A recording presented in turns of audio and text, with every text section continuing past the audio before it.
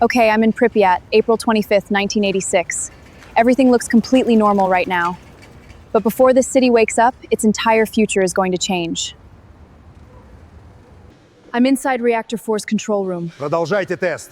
They're running a safety test, but the reactor is already unstable and some of the operators clearly do not feel comfortable continuing. Понял, выполняю. Oh my god!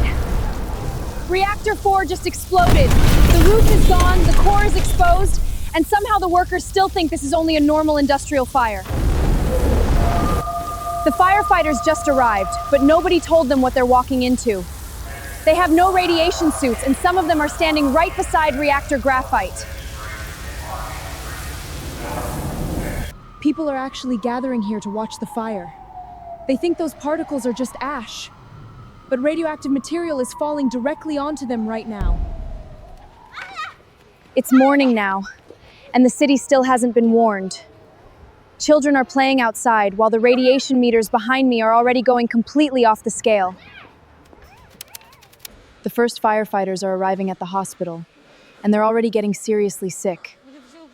The doctors know this is radiation, but they still don't know how bad the exposure was. This is Valery Legasov. They called him in because officials still refuse to believe the reactor exploded. But he already knows the situation is much worse than they're admitting. Насколько велика утечка? They're flying directly over the open reactor and dropping sand and boron into it. Every helicopter crew is passing through an enormous amount of radiation just to slow this down. They're finally evacuating Pripyat, 36 hours after the explosion. Everyone has been told to pack for 3 days, but most of them will never come back home. Okay, this could get even worse.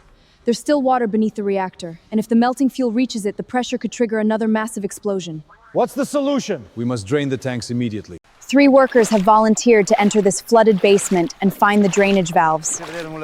They know the radiation is here, but without them, the water stays beneath the reactor.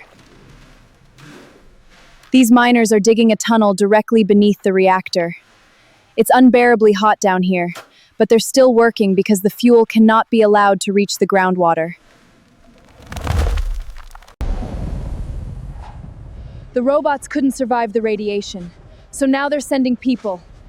Each liquidator gets only a few seconds on that roof to remove 1 piece of graphite.